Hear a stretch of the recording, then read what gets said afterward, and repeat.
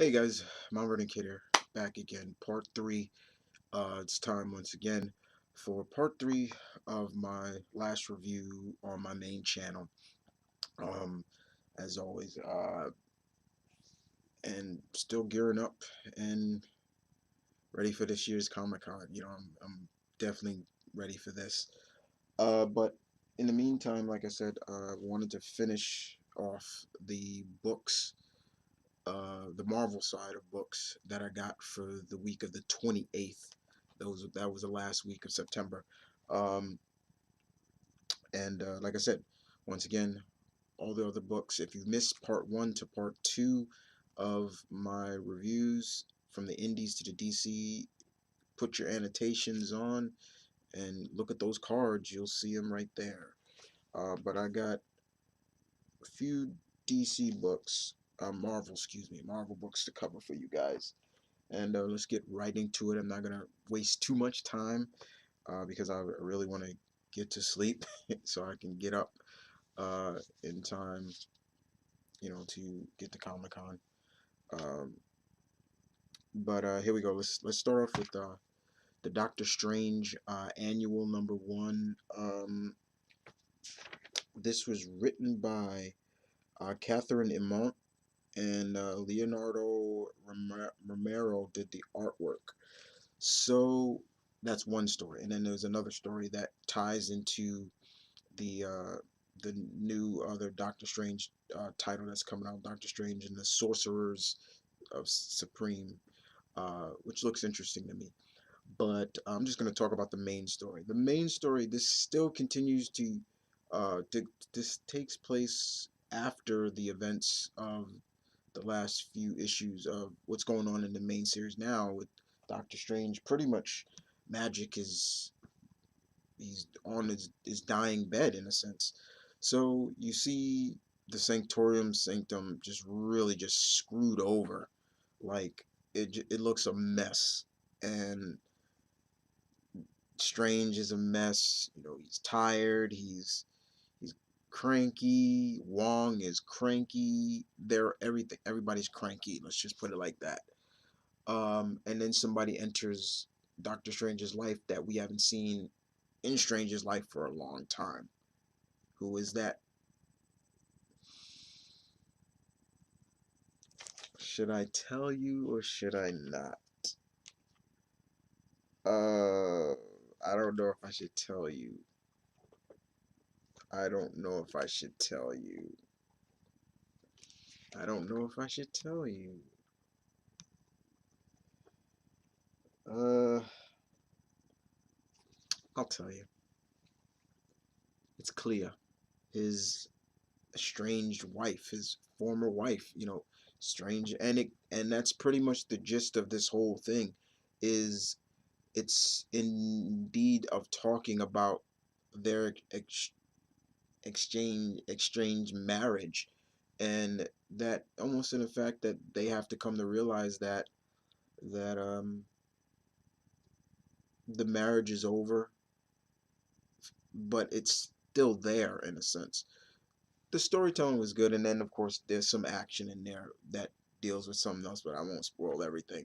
But it is with the realization of Clea and Strange, which I did enjoy. I did enjoy it very much. This was good for what it was. Was it worth the $5 range? I, yeah, in a sense. I would give it that. But it was good to see Clea and Strange interact again with each other. All right, let's move on to Captain America Sam Wilson. Sorry guys, I had to get the Jim Steranko cover. Oh man, that's beautiful. So this is issue number 13, and Mr. Spencer, look, yeah, right. Nick Spencer does the writing, right? Yeah, Mr. Spencer, look, I enjoy your writing, sir. I really do. Um, but how long are you guys gonna keep up this cliche? with Sam's not the right choice. Give the shield back to Steve. How long are you gonna put up with that? Because that's what's getting old for me, and that's what's I'm getting tired of. In this issue alone, Sam has to deal with John Walker, aka U.S. Agent, a former Captain America himself, because the people behind this whole movement sent John Walker to be their lapdog to take the shield back from Sam. And let's be honest here, Sam is outmatched by John because John kind of has abilities just like Steve in the terms of a, a measure of the super soldier serum, but it's different. He got his abilities through, if I remember correctly, it was the power broker or something like that. But anyway, Sam realizes in this fight that he's outmatched. So he uses his head, and I love how he is able to put John Walker down. I thought it was brilliant. I was like, that's badass, you know. And Sam has to deal with this stuff. But here's the kicker, and I'm sorry I gotta spoil this for you guys. What I did not like is at the end, a meeting between John and Steve, and what Steve says just instantly, just like, what? Like, what? Who are you? That's what I was just like, I can't believe I'm hearing this out of Steve's mouth. Like, what he says just, it was just too much for me. And speaking of Steve Rogers, Captain America, Steve Rogers, number 5, Nick Spencer again. Okay, who does the artwork? Pina. All right, Mr. Spencer, sir, are you implying? Because this is what this I got from reading this. Are you implying that what happened prior to the whole heroes colliding with each other, this all came about because of Steve Rogers? Are you implying that Steve is responsible for the death of Bruce Banner? Right there. I was like, are you kidding me? I was like, oh my God. Are you implying that? That right there just instantly scared me. When I read that and I read it again, I literally jumped because I was like, whoa, wait. Bruce is dead because of Steve? I had to read that back like 3 or 4 times because I'm still not sure if that's correct or if that's exactly what Mr. Spencer, you are implying, that Steve had something to do with Bruce's death. Moving on. I'm sorry. Moving on. Extraordinary X-Men number 14. Jeff Lemire, Ibanez. Um, Same old, same old. You got Magic and Storm dimension jumping, trying to find Magic's little protege. We got Bobby and Kurt still trying to look for, Peter. Trying to reason with him, trying to get to him, and it's hard, when you're uncontrolled by Apocalypse. And we have Forge with Apocalypse, and Apocalypse is trying to, I don't know, get to Forge's ego. I don't know what it was, but it was funny. It was hilarious to see. He's like, Forge, why do you do this to yourself? Join me and things like that. And Forge, first, can you shut up, please? I love what Forge does to Apocalypse. I thought that was hilarious. I was like, there you go, Forge. I thought it was funny. What he does, I won't ruin, but it was funny. But that ending with Storm and Magic. All right. Moon Girl and Devil Dinosaur, number 11. This is Amy Reeder, Brandon Montclair, uh, Busso. I want to make sure I get Natasha Busso. I'm so looking forward to maybe meeting Amy Reeder and Brandon Montclair and Natasha Busso because they're going to be at Comic Con, so I'm hoping that I get to meet them. But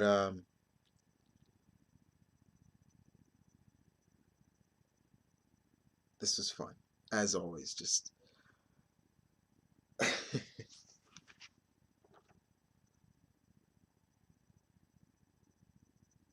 Lunella and Devil Dinosaur switch bodies once again. Um, the Kree boy, which is what is his name again? I'm trying to remember his name. Melvar. Yeah, Melvar. Remember, every Kree has like a Var or Tar or a Vel or something in it. He comes in disguise as his human self to Lunella's house and says, "Yeah, we're in this Lego competition together," and and I was like, "What are you doing here?" Things like that. Because she thinks it's just the smart kid in her class that just is always trying to one up her. She doesn't know that the Cree boy and and and this are the same. Uh, but there's a situation that goes down in this between Lunel and Devil Dinosaur that literally tells as Lunel basically screaming at Devil to leave. She doesn't want anything to do with this big red dinosaur anymore. And of course, that's where I'm going to end it because that's where something goes down between Melvar and Lunel or Moon Girl that just made me like, really? You're still gonna go with it, but you say that to her too? I'm like, cliffhanger. What? SpiderGwen, number 12, Latour Rodriguez. Oh my god, this was great. Yeah, it's Gwen versus Earth 65 Punisher, Frank Castle. And man, it is not a one-sided battle. It's back and forth, if in some into a degree, and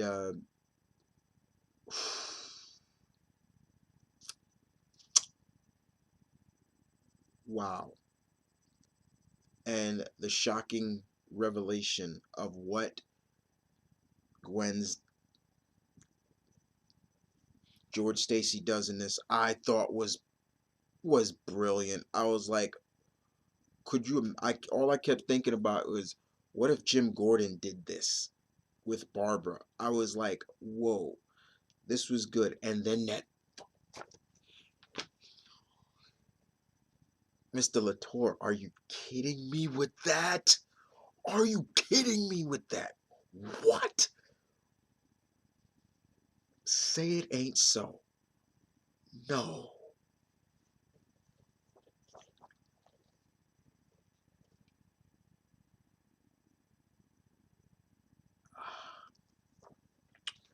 Spider-Man Deadpool number 9.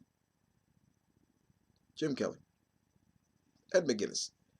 Hoping to see Ed McGuinness at Comic Con. He's gonna be at Comic Con too. I hope to meet him as well. Um,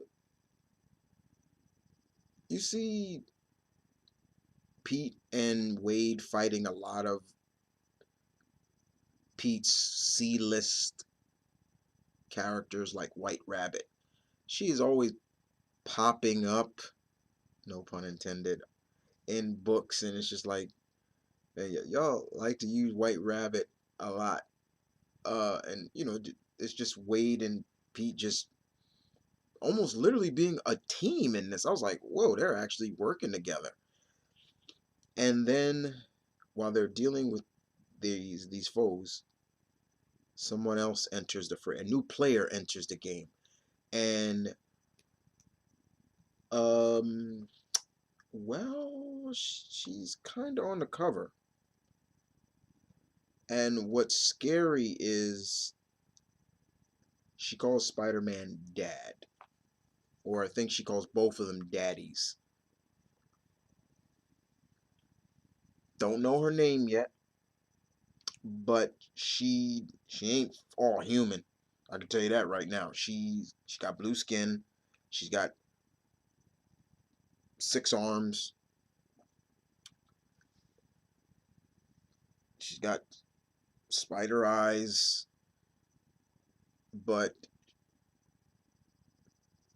Peter can't detect her, which just makes you okay. Well, okay, he can't detect her. He can't detect her with his. Or I think he couldn't detect her, but she looks like she's gonna be a new player in this book that will probably be only in this title, and see where it goes. This was good, but yeah. All right, let's move on to Spider Woman number 11. Hopeless and Fish does the artwork. Hopeless. This ties into Civil War. Yeah. Jessica ain't happy about what's been going down. She ain't happy.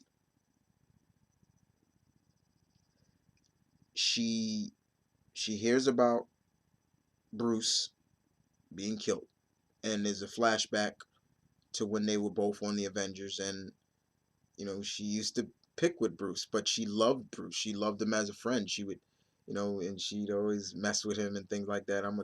There's a flashback where you see her always trying to get Bruce to laugh, you know, and things like that, and Bruce saying, you'll never get me to laugh, or the Hulk hovers around you like a lovesick puppy, and it's probably because remember her pheromone powers, she can't really control that, but yeah, you'll see that from her, and it's just like woo, woo, woo, okay. And then she's mad over the fact that her ex. Sorry about that. It's my phone. She's mad over the fact that she's mad over the fact that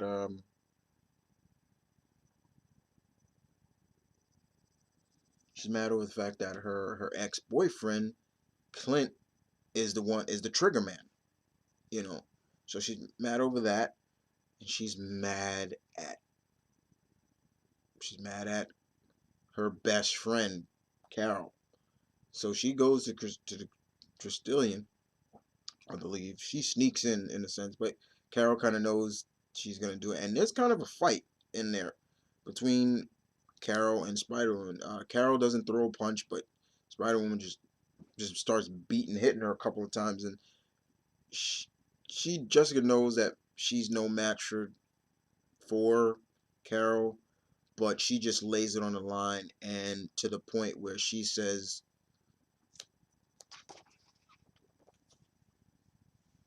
um, she says basically their friendship is done. Um, yeah, that was really hard to read right there because these two, Carol and Jessica, got really close, and this with this whole situation now, it's like it's tearing apart friendships once again. The first Civil War did it. Now it's this the same thing that's going on, and that's one of the reasons why I'm not a fan of the first Civil War. And even though I'm liking this one somewhat, it's still hard to watch seeing friendships break over something. I've seen it personally, so yeah,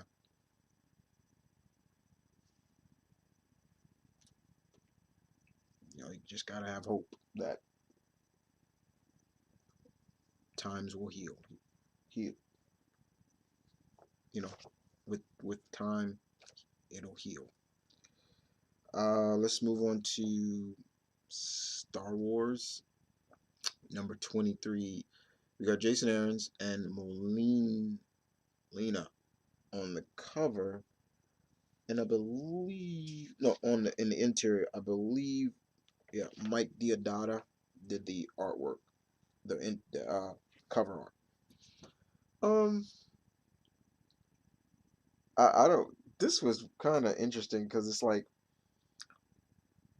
Luke is going off to deal with something, and Leia and Han are having a race to see who's going to be, I guess, the captain of the Millennium Star for the next mission. I'm like, okay.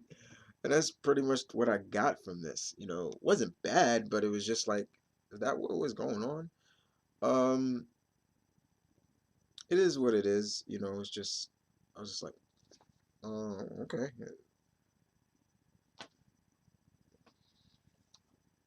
Let's move on to Thunderbolts. Number 5. Jim's up. This is tying to Civil War. Um, after basically, let's put it like this: this is not just for cover art. This literally happens. Yes. Um, because of what went down in the last issue of the main story of Civil War, seeing that image, it sets Bucky off. He sets Bucky off to take out a teenage hero, Miles Morales. Bucky tracks Miles and patiently waits. I'm like, yo, Buck, you're not gonna kill this kid, are you? And when I'm like, yep, yeah, he's gonna do it. And there's a fight between, Bucky and Miles. Miles is not trying to hurt him, but he's not gonna sit there and let this guy kill him. It's just like Bucky's telling him like this is, for Steve Rogers, you're not, and Miles is telling like I'm not gonna do what you saw in that vision, and and Shield gets involved. Um, and there are times where you're reading it from a standpoint from what Bucky is saying. Bucky's talking about if I go out, I can kill this guy if I wanted to. I'm like, and you know what? I'm like, as good as Miles is, Bucky could do it. All that training he's got, yeah, he could do it. And but it's almost to the point he's still kind of fighting it himself. Like, do I want to go full blown Winter Soldier on this kid? Um, it ends not well for Buck, but it was it was just kind of hard. Once again, seeing what this war is doing, it's hard, and seeing what these so-called visions are from Ulysses is doing to these people, it's really hard to kind of watch. And you're like, you see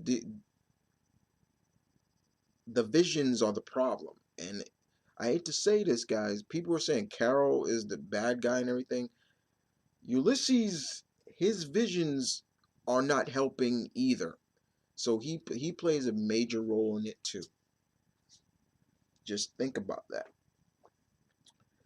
And we're gonna end this on Ultimates number 11. Al Ewan. I'm hoping to meet Mr. Ewan as well.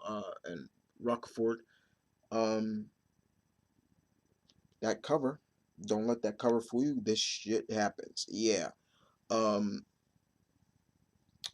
the team has another round with Thanos, the Mad Titan, and yeah, he's not called the Mad Titan for no reason, and he's not probably one of the major big threats in the Marvel Universe for that same purpose.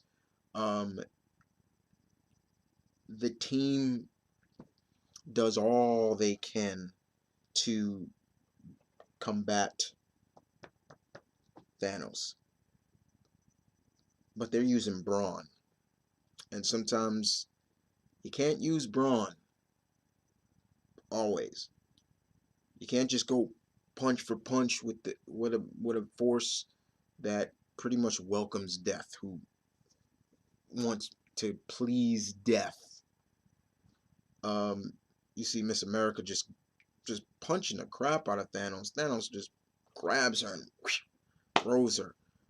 It's getting to the point. There's even to the point where Blue Marvel shoots Carol with his antimatter powers just to boost Carol up so she can tap into her binary powers. I was like, damn. And almost to the point, as we all know, when Carol is at her in her binary mode, when she has her binary powers, she's like on that cosmic level of, super, almost, I would say, probably in that stratosphere of Silver Surfer and Adam Warlock, people like that. She's up there, and even Thanos is just like laughing at her, like, yeah, you're just like the last Captain Marvel. I'm like, Thanos is no fucking joke. I you know, and